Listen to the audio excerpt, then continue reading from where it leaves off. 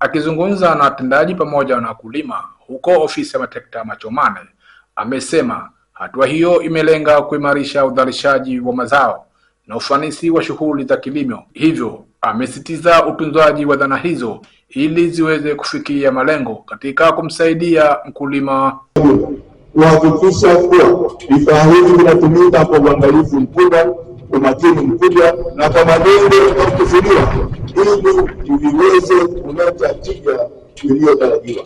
Ni muhimu kuhakikisha matengenezo yanafanyika mara kwa mara, yatafanyika pamoja na usimamizi mzuri wa matumizi yake. Tumesikia hapa Sambami na kuzungumza kwamba kuna watu wanataka vifaa hivi vibaki majumbani kwao au vibaki katika maeneo yao. Sio azma ya serikali. Azma ya serikali ni kuvitunza na kuifanyia kazi.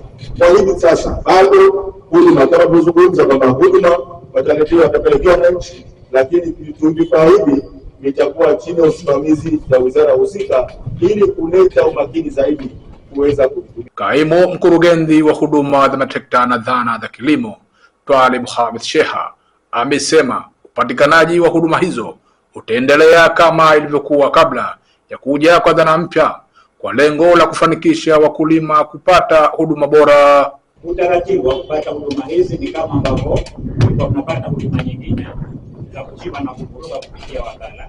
Utaratibu ni ule ule, isipokuwa kilichoongezeka ni wigo, kilichoongezeka ni huduma hizo kwa upande wa Pemba ambazo zilikuwa hazikuwepo, kama ndio namulia kusema mashine za kutumia, za kupanda, za kupandikiza, lakini pia kuchakata kwenye maeneo ya umwagiliaji maji. Lengo ni kuhakikisha kwamba huduma hizi zinapatikana kwa uhakika kupitia wakala wa serikali wa huduma za matrekta na zana za kilimo.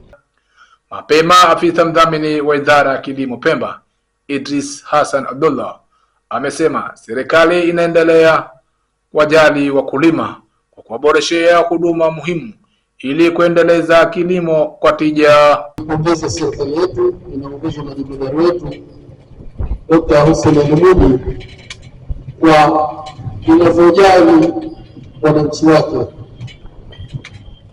na huu ni mfano wa kuwajali wakulima hasa wa kisiwa cha Pemba ambao tuko kwa sasa, lakini hususan wale ambao wamo katika